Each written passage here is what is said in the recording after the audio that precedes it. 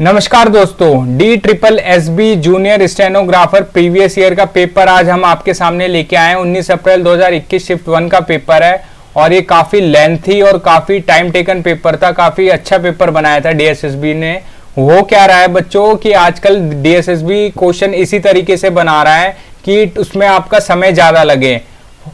ऐसा क्यों है? क्योंकि पिछले 2 साल पहले जब 2019 में DSSB ने एग्जाम लिए थे काफी सारे LDC स्टेनोग्राफर के, तो उनका लेवल बड़ा इजी था, जिसके कारण आपकी कट ऑफ 180 तक चली गई थी और 200 नंबर का पेपर 180 कट ऑफ जाना, तो आपके जो एवरेज और लोअर बच्चे थे वो तो रह ही जा रहे थे। तो DSSB इस बार पेपर का लेवल अच्छा बना रहा है और जिससे आपकी कट ऑफ की रेंज आपको 120 140 के बीच में ही देखने को मिलेगी। ठीक है दोस्तों, चलिए अब क्वेश्चन को सॉल्व करते हैं। हाँ, क्वेश्चन को सॉल्व करने से पहले मैं आपको एक चीज दिखा देता हूं। आप इसका स्क्रीनशॉट ले लीजिए। आपका ये फ्रैक्शन वैल्यू, ठीक है, आपका जो फ्रैक्शन वैल्यू इसका आप स्क्रीनशॉट ले लीजिए सब, क्योंकि बड़ा यूज होने वाला है इसमें फ्रैक्शन। देखिए 1/7 का 14.28% को हम 1/7 लिखते हैं। ठीक है, अगर आप इसको डबल कर दें यानी 14 दूनी 28 कर दें और यहाँ पर 28 दूनी 56 यानी 57 कर दें तो आपका ये 2/7 हो जाएगा। ठीक है, या आप फ्रैक्शन वैल्यू सबका स्क्रीनशॉट ले लीजिए।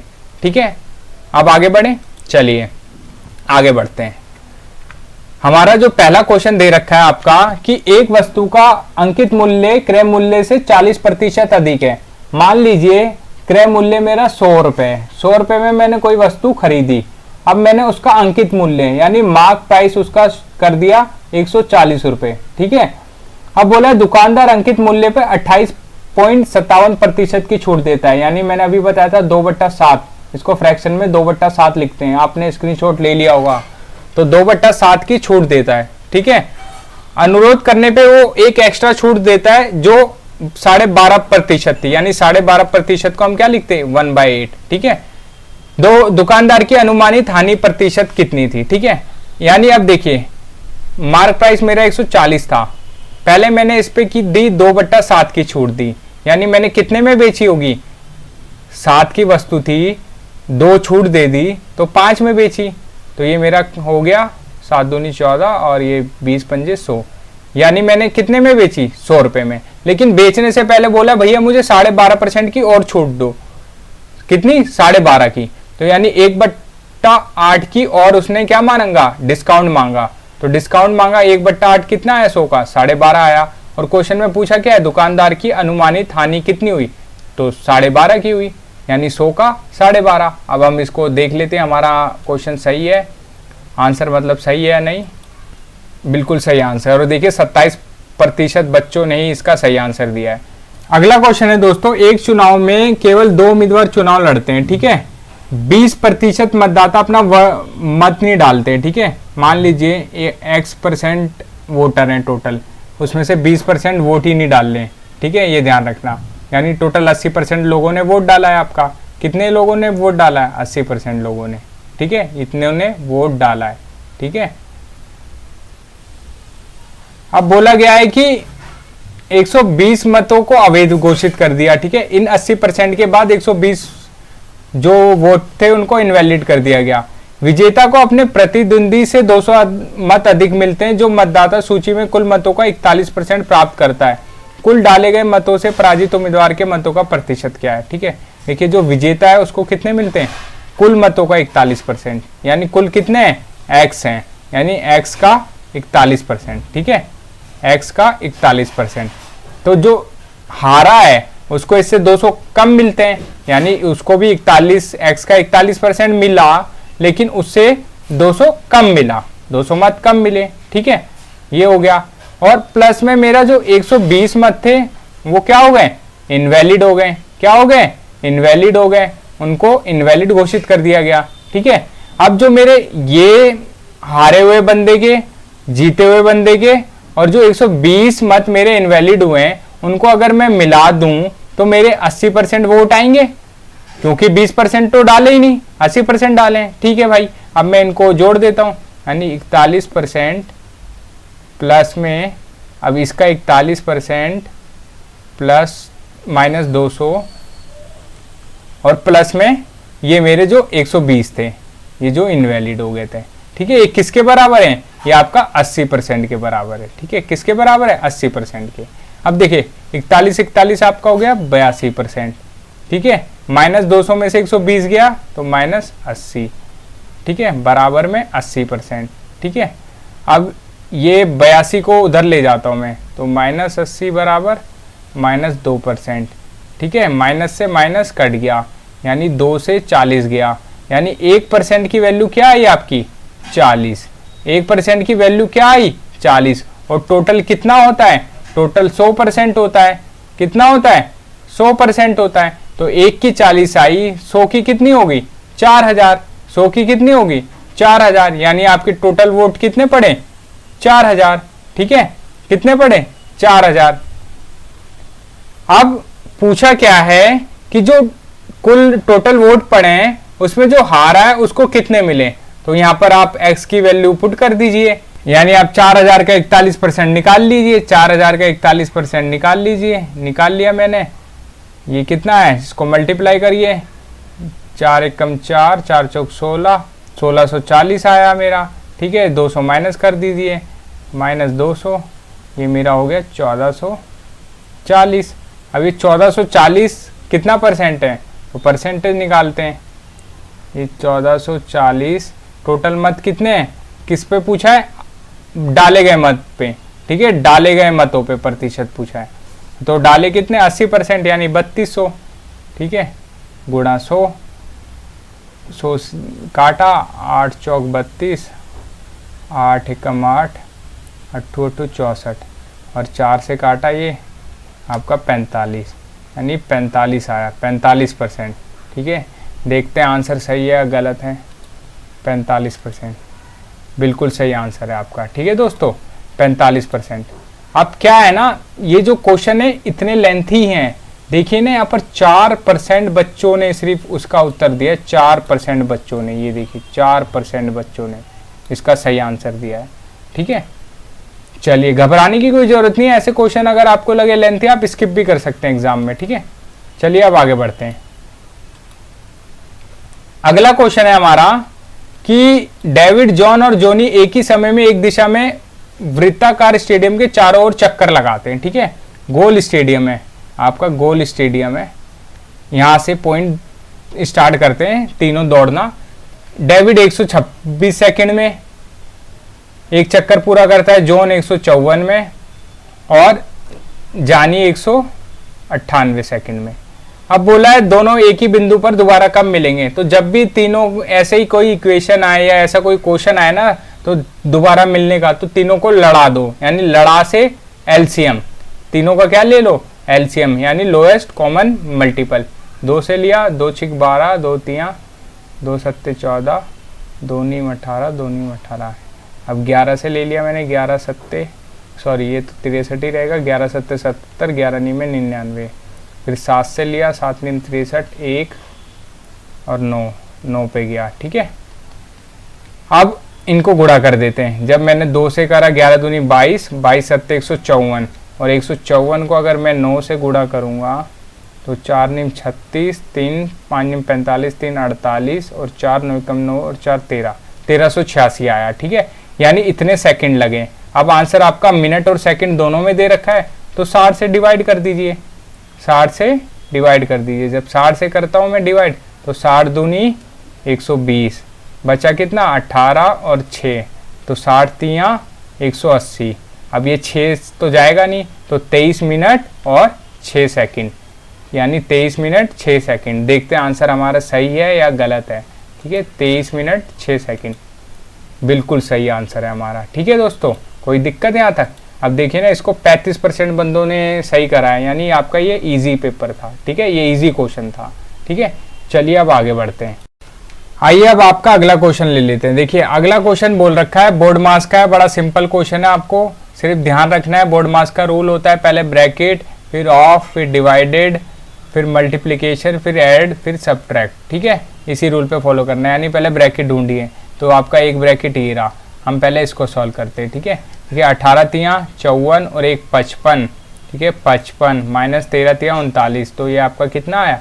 16 आया। ठीक है, यानी इस ब्रैकेट को सॉल्व करने पे आपका 16 आया। मैं यहाँ लिख लेता हूँ 17 प्लस 2 माइनस एक ब्रैकेट ये रहा, फिर एक ब्रैकेट ये है -8 प्लस 3, ठीक है।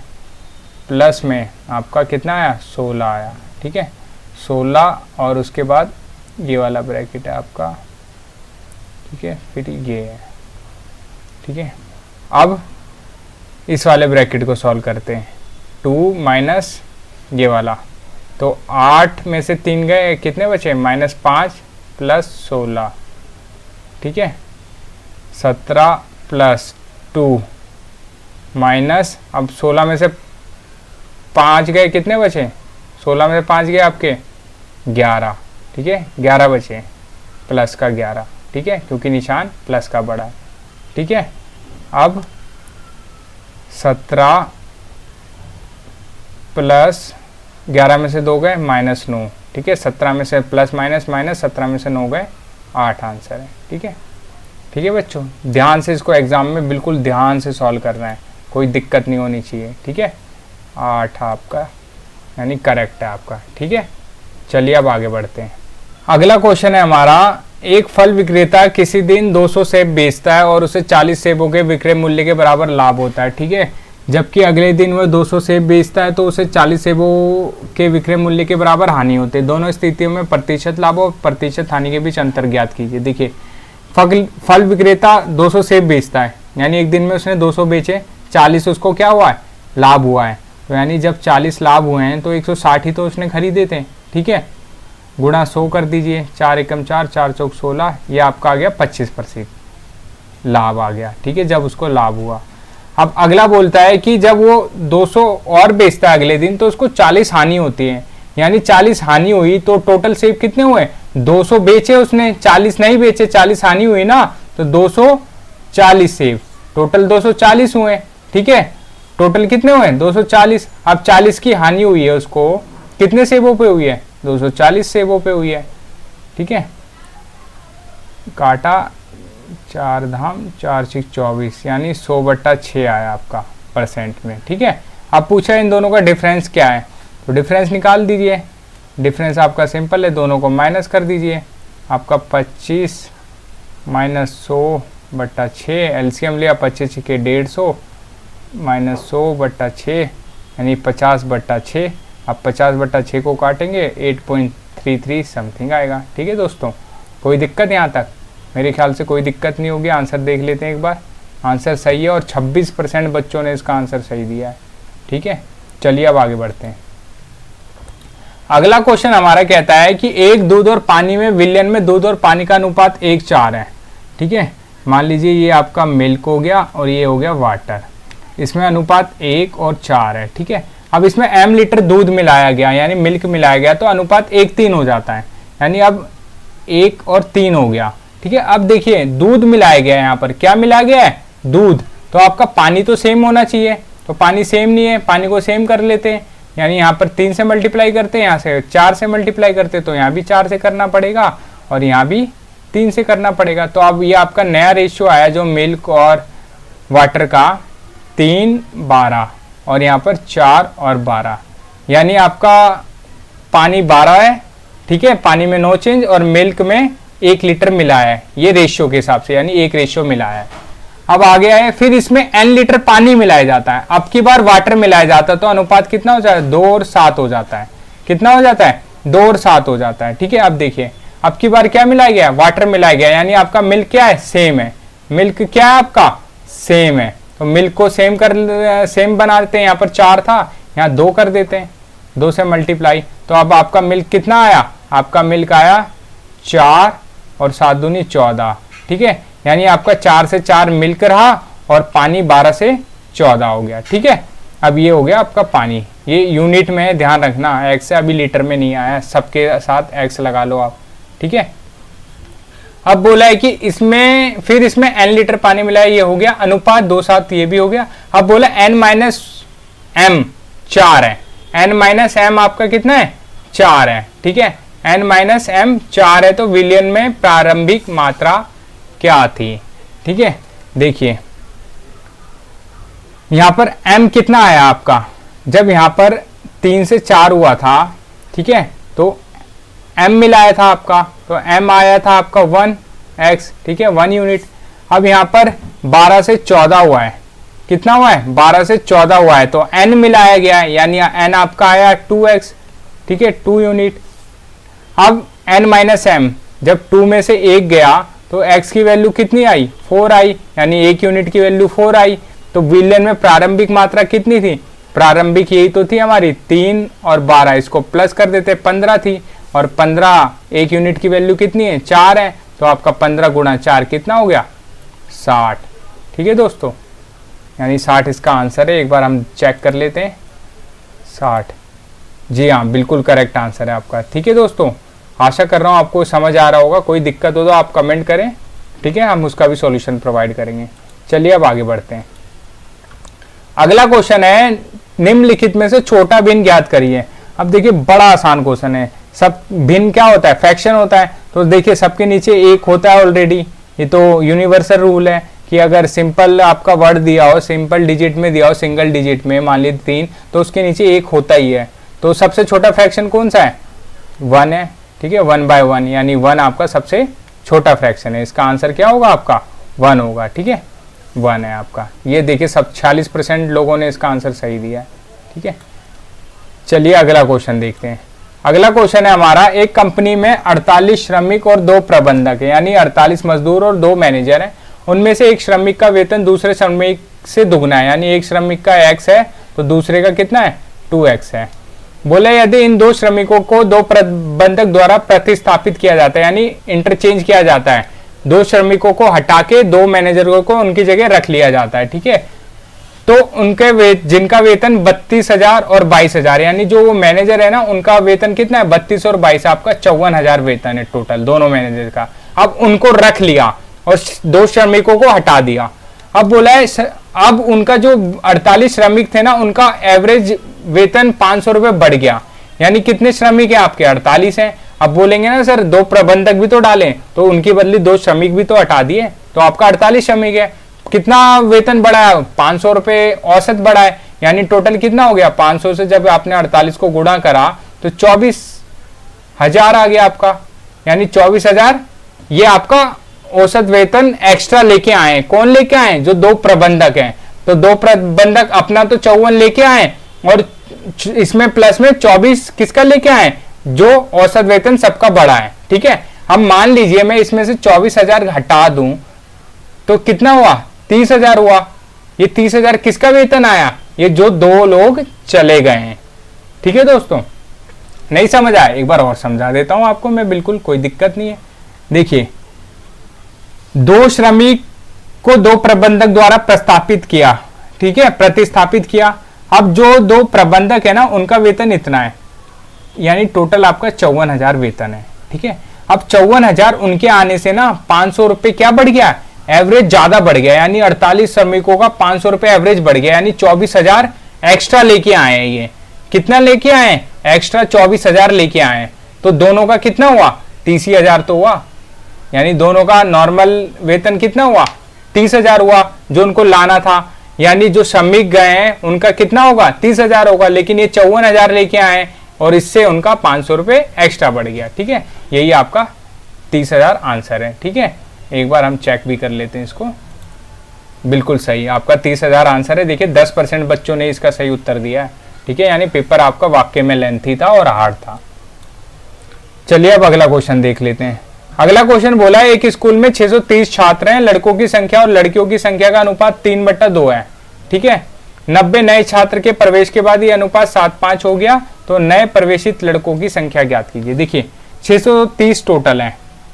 अब लड़के आपके 3 है, लड़कियां 2 हैं, तो 5, 3 और 2 5। अब मैं 5 को इससे डिवाइड करूंगा तो मेरा आ जाएगा 5 एकम 5, 5 दूनी 10, 5 एक 30, 126, यानी 126 को 2 से मल्टीप्लाई करते हैं आपका, तो ये आ गया 252, ठीक है। और 252 और लड़कियों का आ गया अपना आपका 378, ठीक है, 378 आ गया आपका, 378 आ गई लड़कियां और लड़के आ गए आपके 252।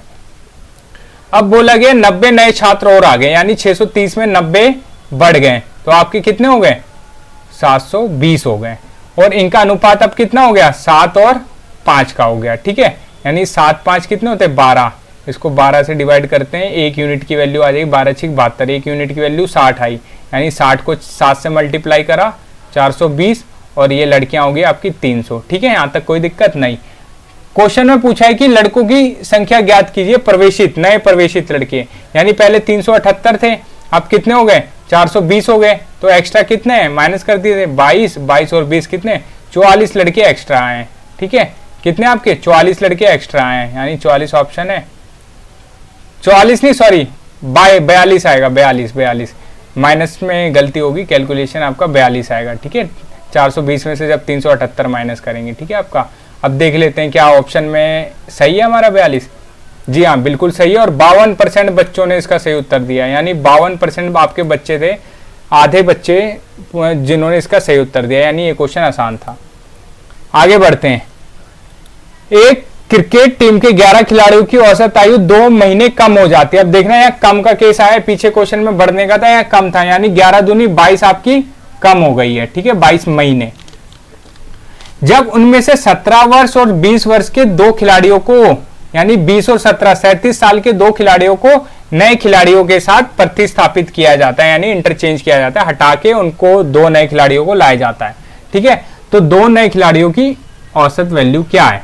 अब देखिए, ये जो 37 साल के थे, ठीक है, इनको पहले महीनों में कन्वर्ट करते हैं, 12 से मल्टीप्लाई किया, 12 6 72, 12 7 84, 8 है आपका, 12 3 36 और 8 आपका 44। ठीक है, ये आपके 444 महीने आ गए, मंथ आ गए। ठीक है, ये इनके टोटल मंथ हैं। अब ये दोनों जब हट गए, जो नए आए उन्होंने एवरेज को क्या 2 महीने कम कर दिया, यानी 22 महीने उन्होंने कम करा। ठीक है, कितना 22 महीने, 4 में से 2 गए 2, 4 में से 2 गए 2, और ये 4, यानी वो टोटल कितना लेके आए, 422 महीने लेके आए दोनों खिलाड़ी। अब पूछा उनकी औसत आयु क्या है, तो औसत आयु को 2 से डिवाइड कर दो।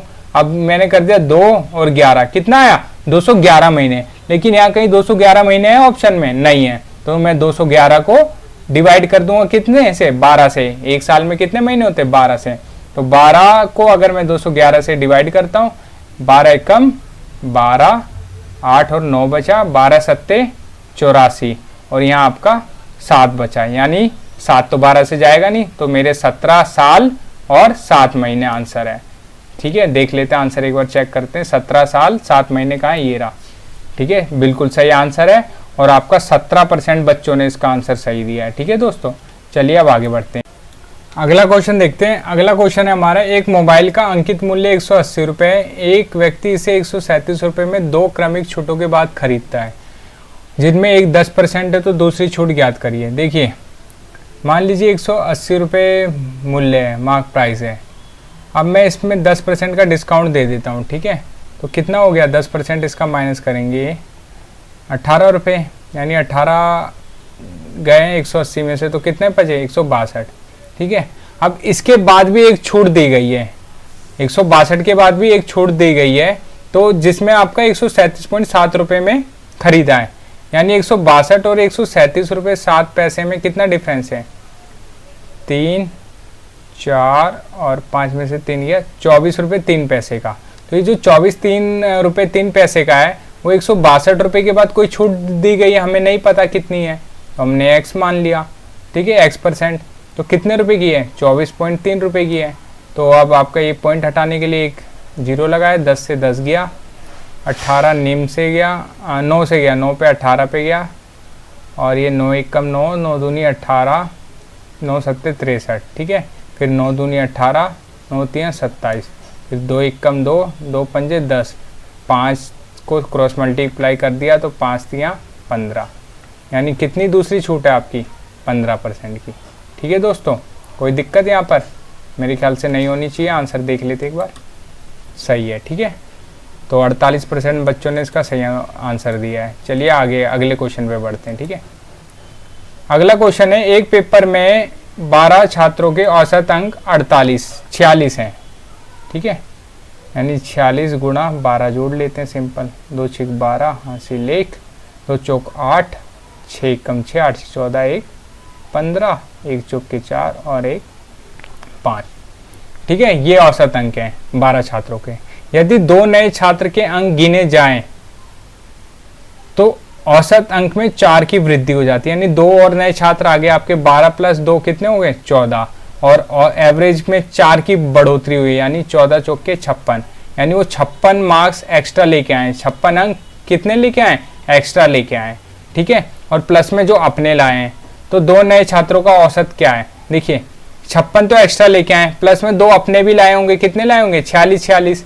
ठीक है, 46। अब इनको जोड़ा, 1 5 5 10 14, कितना है इतना, दोनों छात्रों के मार्क्स।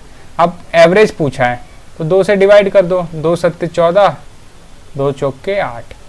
तो ये आंसर चेक कर लेते हैं, 74 हमारा करेक्ट आंसर है। और देखिए 59% बच्चों ने इसका सही उत्तर दिया, 59%, यानी ये क्वेश्चन आसान था आपका। चलिए अगला क्वेश्चन देख लेते हैं। अगला क्वेश्चन है, एक राज्य में 5 लाख रुपए से अधिक की वार्षिक आय पे 8% ब्याज लगता है और 10 लाख रुपए से अधिक पे 10% लगता है। तो यदि एक व्यक्ति को कुल 1,20,000 रुपए ब्याज कर भरना पड़ता है, मतलब टैक्स भरना पड़ता है, तो उसकी वार्षिक आय ज्ञात करिए। देखिए 5 लाख तक तो उसे कोई ब्याज नहीं देना, ठीक है, 0। 5 लाख के बाद 10 लाख पे, उस 5 लाख से 10 लाख के बीच में उसको 8% देना है, यानी 5 लाख से लेके 10 लाख के बीच में उसको कितना देना है, 8% देना है। यानी 5 लाख से 10 लाख पे कितना अमाउंट हुआ आपका, 5 लाख का अमाउंट हुआ, कितना हुआ 5 लाख का, और इसका 8% कितना होता है, 5 लाख का 8% 40,000। यानी आपका 5 लाख से 10 लाख के बीच में उसको 40,000 क्या देना है, ब्याज देना है। ठीक है, अब टोटल उसको 1,20,000 रुपए टैक्स देना पड़ा, सॉरी ब्याज की जगह टैक्स देना पड़ा, तो 40,000 तो आपके 10 लाख तक आ गए, कितने आ गए 40,000, यानी 1,20,000 में से आपके 40,000 गए, तो आपके बचे 80,000 रुपए, यानी कितने बचे 80,000।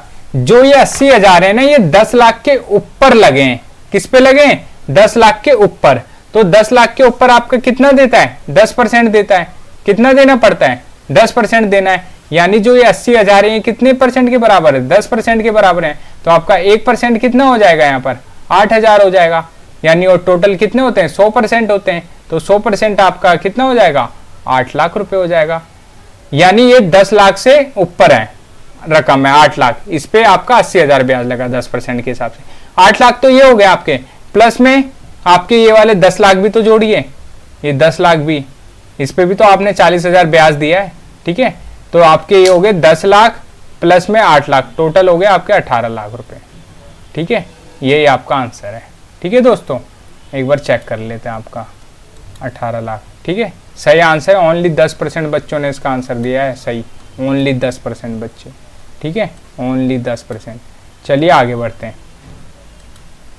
अगला क्वेश्चन है हमारा, यदि 1 दर्जन दर्पण वालों एक गत्तों को गिरा दिया जाए, यानी 1 दर्जन दर्पण यानी 12 दर्पण है, उसका एक बॉक्स है, उसको गिरा दिया गया, तो निम्न में से कौन सा टूटे हुए दर्पण का बिना टूटे हुए दर्पण से रेशियो नहीं बनेगा या नहीं हो सकता। ठीक है, देखो 12 दर्पण गिराया गया, तो मान लो 1 गिरा 11 नहीं टूटे, 1 टूट गया 11 नहीं टूटे, या तो 2 टूट गए 10 नहीं टूटे, 3 टूट गए 9 नहीं टूटे, ऐसे करते जाएंगे आपको एक चीज कॉमन दिखेगी, सबका सम 12 आ रहा है, यानी सबका रेशियो 12 आ रहा है, सबका मल्टीपल 12 आ रहा है। ठीक है, तो जाहिर सी बात है, तो अनुपात है, तो ऐसा अनुपात बनेगा कि जिसके टेबल में 12 आता हो। ठीक है, जैसे 7 और 5 बन सकता है 12, 3 और 1 4 भी बन सकता है, क्योंकि देखिए 4 तियां 12 होता है, तो उसको हम 9:3 भी तो लिख सकते हैं। ठीक है, काटने के बाद यही आएगा, तो ये भी बन सकता है 12।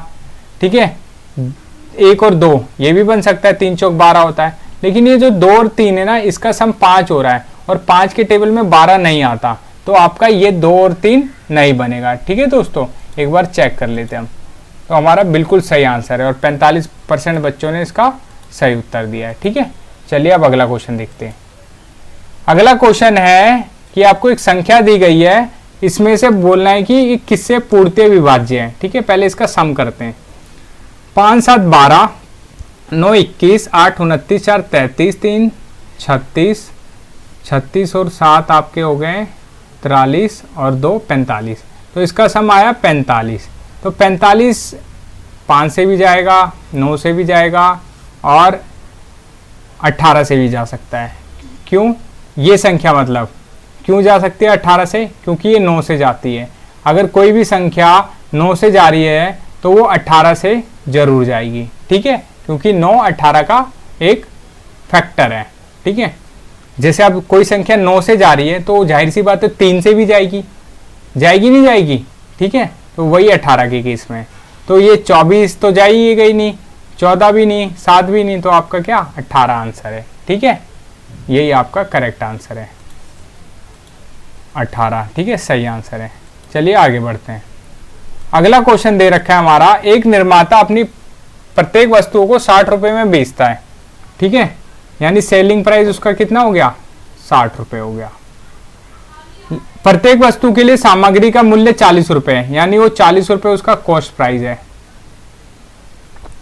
और उसे संयंत्र को संचालित करने के लिए उसे 3000 प्रति सप्ताह एक्स्ट्रा देना पड़ता है, यानी 40 रुपए वो और 3, ये प्रत्येक वस्तु है, यानी 40x मानिए, ठीक है, यहाँ भी x मानिए, वस्तु हमें नहीं दी गई ना, तो 40x प्लस 3000 एक्स्ट्रा रुपए देता है, और प्रति सप्ताह 1000 रुपए का लाभ भी अर्जित करता है। वाह भाई, 1000 और जोड़ लो, उसको प्रॉफिट तो होता है, ठीक है।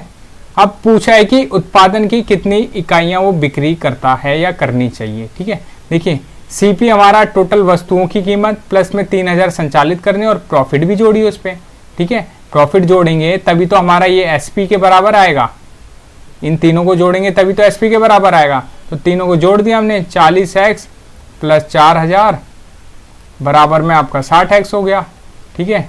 4000 यहीं रहेगा, 60x से 40x माइनस करा, आपका 20x आया, 0 से 0 गया, 2 से 2 गया, यानी x बराबर कितना आया आपका 200, x बराबर 200 यूनिट। देखते हैं सही है हमारा, जी हाँ बिल्कुल सही है, और 26% बच्चों ने इसका सिर्फ सही उत्तर दिया, 26% बच्चों ने, ठीक है दोस्तों। चलिए अगला क्वेश्चन देखते हैं।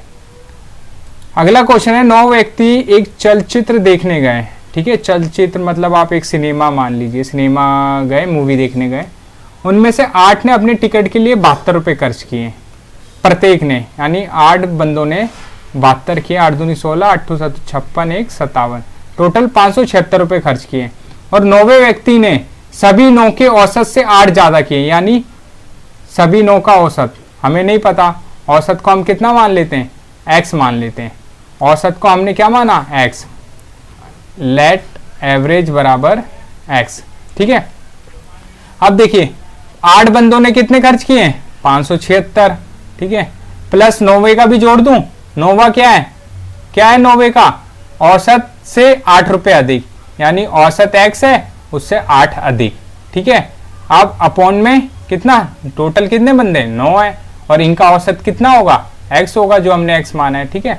सॉल्व कर दीजिए, अब सिंपल है, 576 और 8 कितने हो गए आपके, 576 और 8 हो गए आपके 584, प्लस x, और ये 9 उधर गया तो 9x हो गया, ठीक है। 9 में से आपका गया तो 8x बचा, और 8 से काटा 8 7 56, 8 7 56, 2 8 24, यानी x की वैल्यू कितनी आई 73। आपका एवरेज कितना आया 73, अभी आंसर नहीं आया, एवरेज आया है। आपका एवरेज कितना आया 73, और टोटल कितने लोग हैं 9, तो 9 3 27। देखिए जैसे यूनिट डिजिट 7 आया ना, आप यहीं छोड़ सकते हैं क्वेश्चन, पूरा सॉल्व करने की जरूरत नहीं है, टाइम बचाना है, खर्च नहीं करना, ठीक है। तो आप 9 7 63 और 2 65, आंसर वही आएगा, क्योंकि हमें एग्जाम क्रैक करना है, हमें यहाँ पर पीएचडी नहीं करनी है दोस्तों, ठीक है। चलिए अब अगला क्वेश्चन देख लेते हैं। अगला क्वेश्चन है हमारा, एक घड़ी को बेचने के बाद पंकज ने पाया कि उसे 20% की हानि हुई है। मान लीजिए घड़ी 100% की थी, पंकज ने बेचा, उसने पाया कि उसे 20% की हानि हुई है, यानी 80% में बेची। फिर वो बोला अगर इसे मैं 27 रुपये अधिक में बेचता तो उसको कितना लाभ होता 10% का, यानी 110% में बेचता। अब ये देखिए पूछा क्या है कि यदि वो 10% लाभ पर बेचता, 10% लाभ पे बेचता, तो वास्तविक प्रारंभिक हानि अर्जित लाभ का कितना % है, ठीक है, ये बताना। देखिए हानि कितनी हुई है वाक्य में, उसे 20% हुई है। ये 27 आपको कंफ्यूज करने के लिए दिया है, इसकी तो कोई ज़रूरत ही नहीं है इस क्वेश्चन में। देखिए 20% आपकी हानि, परसेंट में आंसर पूछा है, 20% आपकी हानि हुई है, 10% लाभ हुआ है। तो यही तो पूछा है, जो हानि है वो लाभ का कितना परसेंट है, ठीक है। गुणा में 100 कर दीजिए, 10 से 2 पे गया, यानी 2 को 100 से मल्टीप्लाई करा, 200%, यानी आपका आंसर है 200%। देखते हैं जी, बिल्कुल सही आंसर है। और आपका कितने बच्चों ने सही इसका उत्तर दिया है? 20% बच्चों ने सिर्फ सही उत्तर दिया इसका, ठीक है। ये कभी कभी टाइम लेने के लिए आपका 27 दे देगा, ऐसे नंबर दे देते हैं जिसकी आपको जरूरत ही नहीं है। चलिए आगे बढ़ते हैं, अगला क्वेश्चन देख लेते हैं आपका। अगला क्वेश्चन है, एक बर्तन एक खोखले अर्धगोले के आकार का है। देखिए ये आपका अर्धगोला है, खोखला है, कुछ भी नहीं है। एक बर्तन खोखले बेलन से घिरा है, यानी इसके ऊपर क्या है? एक बेलन है सिलेंडर टाइप का, ठीक है। अर्धगोले का व्यास 14 सेंटीमीटर, यानी जो ये अर्धगोला है ये 14 सेंटीमीटर का, तो रेडियस इसकी होगी 7 और इसकी हाइट भी 7 हुई अर्धगोले की। बर्तन की कुल ऊंचाई 12 है, यानी कुल जब 12 है और ये अर्धगोले की 7 है तो सिलेंडर की कितनी आई? 5 आई, ठीक है। बर्तन का आंतरिक पृष्ठीय क्षेत्रफल क्या है? देखिए अब आपको सिंपल सिलेंडर का पृष्ठीय क्षेत्रफल निकालना है और अर्धगोले का, आपका आंसर आ जाएगा। लेकिन यहाँ एक कंफ्यूजन दे रखी है कि सिलेंडर की रेडियस क्या होगी। देखिए सिलेंडर की रेडियस वही होगी ना जो आपकी इसकी रेडियस है, यानी अर्धगोले की है, तो सिलेंडर की रेडियस भी 7 होगी, ठीक है। ये आ गया, और सिलेंडर की हाइट आपकी 5 आई है, ठीक है, ये भी आ गया। अब पृष्ठीय क्षेत्रफल निकाल रहे हैं, वॉल्यूम नहीं निकालना। तो पृष्ठीय क्षेत्रफल आपका यही जो ये जगह है बाहर की, ये तो नहीं चाहिए होगा ना, ये जो अंदर ये डायग्राम बन रहा है इसकी तो कोई जरूरत ही नहीं है, ठीक है। ये तो अंदर होगा, ढका होगा, ये तो खाली है, ठीक है, यानी आपका ऊपर ऊपर का चाहिए। तो आपका क्या होगा फॉर्मूला? आपका होगा सिलेंडर का क्या होता है? 2 पाई आर एच प्लस में 2 पाई आर स्क्वायर होता है, लेकिन 1 पाई आर स्क्वायर की हमें जरूरत ही नहीं है इसकी, ठीक है। इस वाले पाई आर स्क्वायर की जरूरत नहीं है, तो हम सिंगल पाई आर स्क्वायर लेंगे, पाई आर स्क्वायर, ठीक है, सिंगल। प्लस में इसका क्या होता है? अर्धगोले का, इसका भी 2 पाई आर स्क्वायर होता है अर्धगोले का, लेकिन इसमें भी इसकी तो जरूरत ही नहीं है, तो इसमें भी हम सिंगल पाई आर स्क्वायर लेंगे, ठीक है। अब इसको प्लस कर देते हैं, 2 पाई आर एच प्लस में 2 पाई आर स्क्वायर हो गया आपका, ठीक है। अब देखिए क्या कॉमन है? 2 पाई आर कॉमन है, अंदर बचा एच प्लस एक आर बचा, ठीक है। 2 × 22/7, आर आपका कितना है? दोनों का सेम है तो 7 ही आप आर, और अंदर बचा एच, एच कितना है? 5 और 7 12, ठीक है। सॉल्व करते हैं, 2 × 22/7 गुणा 7 गुणा में 12, ठीक है, काट दिया, 7 7 से 7 कट गया। अब 22 दूनी 44 गुणा 12। अब देखिए यहाँ पर मैं फ्रैक्शन यूनिट डिजिट से कर सकता हूँ, लेकिन यहाँ मेरे 2 यूनिट डिजिट सेम आ रहे हैं, यहाँ 578 आ रहे हैं, यहाँ 528 आ रहे हैं, तो इसको मैं सॉल्व कर देता हूँ। जब मैं इसको 12 को इससे मल्टीप्लाई करूँगा, 12 चौक 48, 4 कैरी लगा, 12 चौक 48 4 52, यानी मेरा 528 वर्ग सेंटीमीटर, ये आंसर है मेरा, यानी बी आंसर है। एक बार चेक कर लेते हैं दोस्तों इसको, ठीक है, बी आंसर है, ठीक है, सही है बिल्कुल। तो दोस्तों आशा करता हूँ ये वीडियो आपको अच्छा लगा होगा। ये फर्स्ट पार्ट है, इसके बाद आपका सेकंड पार्ट भी आएगा 20 क्वेश्चन का, इसी शिफ्ट का, शिफ्ट 1 का 19 अप्रैल। तो प्लीज़ ज़्यादा से ज़्यादा शेयर करिए हमारे वीडियो को और चैनल को प्लीज़ सब्सक्राइब कर देना। हम ऐसे ही आपके साथ मेहनत करते रहेंगे। आपको पेपर क्लियर करना है इस बार किसी भी तरीके से, by hook and by crook, ठीक है दोस्तों। All the best, god bless you all, bye bye.